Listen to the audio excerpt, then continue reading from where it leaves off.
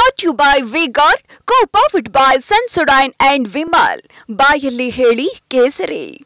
Associate sponsor Ultratech Cement. ಇನ್ನು ಈ ರಾಜತಾಂತ್ರಿಕ ಪಾಸ್ಪೋರ್ಟ್ ಇದೆಯಲ್ಲ, ಪಾಸ್ಪೋರ್ಟನ್ನು ಹೆಂಗೆ ಬಳಸ್ಬೋದು ಅನ್ನೋದನ್ನು ಪ್ರಜ್ವಲ್ ರೇವಣ್ಣ ಮಾಡಿ ತೋರಿಸಿದ್ದಾರೆ. ಯಾಕಂದರೆ ಬೇರೆ ಬೇರೆ ದೇಶಗಳಿಗೆ ಹೋಗ್ತಿರುವಂಥದ್ದು ಏನೂ ಮಾಡೋಕ್ಕಾಗ್ತಿಲ್ಲ ಅಂತ ಸ್ಥಿತಿ. ಹೀಗಾಗಿಯೇ CM ಒಂದು ಪತ್ರ ಬರೆದಿದ್ದರು ಪ್ರಧಾನಮಂತ್ರಿಯವರಿಗೆ. ಅದು 1ನೇ ತಾರೀಕು ಬರೆದಂಥ ಪತ್ರ. ಆ ಪತ್ರದಲ್ಲಿ ಏನು ಹೇಳಿದರು ಅಂತಂದರೆ, ದಯವಿಟ್ಟು ಈ ಪಾಸ್ಪೋರ್ಟನ್ನು ರದ್ದು ಮಾಡಿಬಿಡಿ, ಯಾಕಂದರೆ ಆತ ಬೇಕಾಗಿರುವಂಥ ವ್ಯಕ್ತಿ ಅಂತ. ಇದಕ್ಕೆ ಯಾವುದೂ ರಿಪ್ಲೈ ಬರಲಿಲ್ಲ. ಈಗ ಸಿದ್ದರಾಮಯ್ಯನವರು ಮೋದಿಯವರಿಗೆ 2ನೇ ಪತ್ರ ಬರೆದಿದ್ದಾರೆ. 2ನೇ ಪತ್ರದಲ್ಲೂ ಕೂಡ ಅದನ್ನೇ ಹೇಳಿದ್ದಾರೆ, ಈ ಪ್ರಕರಣದಲ್ಲಿ ಈ ವ್ಯಕ್ತಿ ಬೇಕೇ ಬೇಕು, CCB ತನಿಖೆಗೆ ಅವರು ಹಾಜರಾಗಬೇಕು. ಹೀಗಾಗಿ ಏನು ಅಂತಂದರೆ ದಯವಿಟ್ಟು ಅವ್ರನ್ನ ಈ ಅದನ್ನು ರದ್ದು ಮಾಡಿಬಿಡಿ. ಅದನ್ನು ರದ್ದು ಮಾಡಿದ್ರೆ ಅವರು ಸುಲಭ.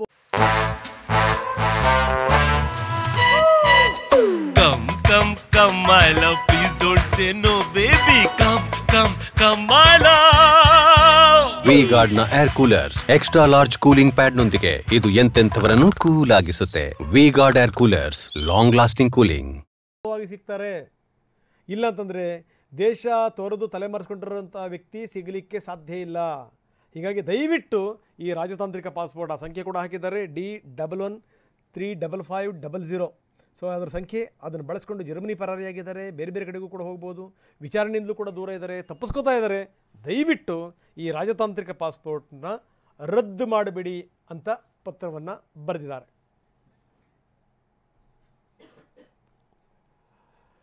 ಇನ್ನು ಈ ವಿಚಾರಕ್ಕೆ ಸಂಬಂಧಪಟ್ಟಂಗೆ ಕೇಂದ್ರ ಸರ್ಕಾರ ಕೂಡ ಕೆಟ್ಟ ಹೆಸರುಗಳಿಗೆ ತಯಾರಿಲ್ಲ. ವಿದೇಶಾಂಗ ಇಲಾಖೆ ಈಗಾಗಲೇ ಪರಿಶೀಲನೆಯನ್ನು ಶುರು ಮಾಡಿದೆ ಅನ್ನುವಂಥ ಮಾತುಗಳು ಕೂಡ ಕೇಳಿಬರ್ತಾ ಇವೆ. ಇದಕ್ಕೆ ಸಂಬಂಧಪಟ್ಟಂಗೆ ಪ್ರಹ್ಲಾದ್ ಜೋಶಿ ಪ್ರತಿಕ್ರಿಯೆ ಕೊಟ್ಟಿದ್ದಾರೆ.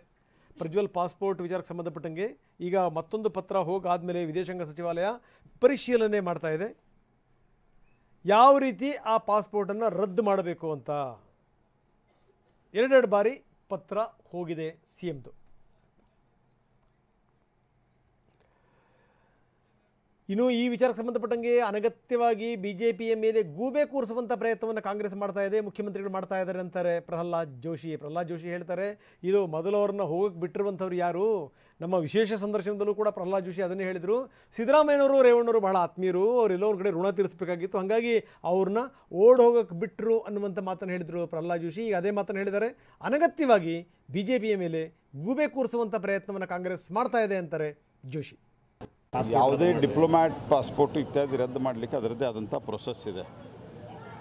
ಮತ್ತು ಡಿಪ್ಲೊಮ್ಯಾಟ್ ಪಾಸ್ಪೋರ್ಟ್ ರದ್ದುಪಡಿಸಲಿಕ್ಕೆ ಈಗ ಅವರು ಹೈಕೋರ್ಟಿಗೆ ಕೋರ್ಟ್ನಲ್ಲಿ FIR ಇತ್ಯಾದಿ ಫೈಲ್ ಮಾಡಿದ್ದಾರೆ. ನಾ ಕೇಳೋ ಪ್ರಶ್ನೆಗೆ ಇವತ್ತಿನ ತನಕ ಸಿದ್ದರಾಮಯ್ಯ, DK ಶಿವಕುಮಾರ್ ಮತ್ತು ಪರಮೇಶ್ವರ್ ಅವರು ಉತ್ತರ ಕೊಟ್ಟಿಲ್ಲ.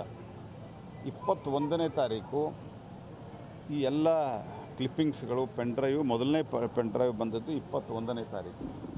21ನೇ ತಾರೀಕಿನಿಂದ ಪ್ರಜ್ವಲ್ ರೇವಣ್ಣ ಹೋಗಿದ್ದು 27, 28ನೇ ತಾರೀಕು.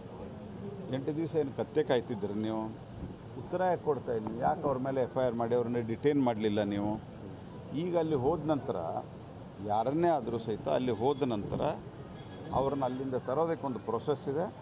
ಭಾರತ ಸರ್ಕಾರ ಆ ಕಾನೂನಿನ ಪ್ರಕಾರವಾಗಿ ಏನು ಪ್ರೊಸೆಸ್ಸನ್ನು ಮಾಡಬೇಕು ಎಲ್ಲ ಮಾಡಿ ರಾಜ್ಯ ಸರ್ಕಾರಕ್ಕೆ ಸಹಕಾರ ಕೊಡಲಿಕ್ಕೆ ತಯಾರಿದ್ದೇ ಇದೆ. ಅದರ ಪ್ರಶ್ನೆ ಇರೋದು ನಾವು ಬರೋದ ತಕ್ಷಣ ಆಗಬೇಕು, ಅದಕ್ಕೆ BJP ಮೇಲೆ ಅದನ್ನು ಹಾಕಬೇಕು. ಈ ಒಟ್ಟಾರೆ ಯಾವುದು ಗೌಡ ಸಮುದಾಯದ ಅಥವಾ ಒಕ್ಕಲಿಗ ಸಮುದಾಯದ ಓಟಿವೆ, ಅದರ ಚುನಾವಣೆ. ಕುಮಾರಸ್ವಾಮಿ ಹಿಂದೆ ಮನವಿ ಮಾಡಿದರು, ಇದೆಲ್ಲ ಒಂಥರ ಅವಮಾನಕರ ಸಂಗತಿ, ಇದು ದಯವಿಟ್ಟು ವಾಪಸ್ ಬರಬೇಕು, ವಾಪಸ್ ಬಂದು ವಿಚಾರಣೆಗೆ ಹಾಜರಾಗಬೇಕು ಅನ್ನೋಂಥ ಮಾತು. ಈಗ ಅದೇ ಮಾತನ್ನು ಕುಮಾರಸ್ವಾಮಿಯವರ ಪುತ್ರ ನಿಖಿಲ್ ಕೂಡ ಹೇಳಿದ್ದಾರೆ. ಆದಷ್ಟು ಬೇಗ ಬಂದು ವಿಚಾರಣೆ ಎದುರಿಸೋದು ಸೂಕ್ತ ಅಂದಿದ್ದಾರೆ ನಿಖಿಲ್ ಕುಮಾರಸ್ವಾಮಿ. AP ಭವನದ ಪಕ್ಷದ ಕಚೇರಿಯಲ್ಲಿ ಮಾನ್ಯ ಕುಮಾರಣ್ಣ ಅವರು ಹಾಸನ ಸಂಸದರಿಗೆ ನೇರವಾಗಿ ದಯಮಾಡಿ ಬಂದು SIT ತನಿಖೆಯನ್ನು ಎದುರಿಸಿ ಧೈರ್ಯವಾಗಿ ಅಂತಕ್ಕಂಥದ್ದನ್ನು ಇಡೀ ಸಮಾಜಕ್ಕೆ ಒಂದು ಸಂದೇಶ ಕೊಟ್ಟಿರ್ತಕ್ಕಂಥದ್ದು. ಹಾಗಾಗಿ ನಾವು ಎಲ್ಲ ಕಾಯ್ತಾ ಇದ್ದೀವಿ. ಬಂದು ನನ್ನ ಅಭಿಪ್ರಾಯನೂ ಅಷ್ಟೇ, ಒಬ್ಬ ಪ್ರಜೆಯಾಗಿ ನಾನು ಕೇಳ್ಕೊಳ್ತಕ್ಕಂಥದ್ದು, ಈಗ ಏನಿವಾಗ ಆರೋಪ ಬಂದಿದೆ, ಯಾರೇ ಆದರೂ ಆರೋಪ ಬಂದಂಥ ಸಂದರ್ಭದಲ್ಲಿ ಬಂದು ಆ ತನಿಖೆಯನ್ನು ಎದುರಿಸ್ತಕ್ಕಂಥದ್ದು ಸೂಕ್ತ. ಸೊ ಹಾಸನ ಸಂಸದರು ಅತಿ ಶೀಘ್ರದಲ್ಲೇ ಬರಲಿ ಅಂತಕ್ಕಂಥದ್ದು ನಾವು ಕೂಡ ಎಲ್ಲರೂ ಕೇಳ್ಕೊಳ್ತೀವಿ ಮಾಧ್ಯಮದ ಮೂಲಕ. Brought to you by V-Guard, co-powered by Sensodyne and Vimal. ಬಾಯಲ್ಲಿ ಹೇಳಿ ಕೇಸರಿ. Associate sponsor Ultratech Cement.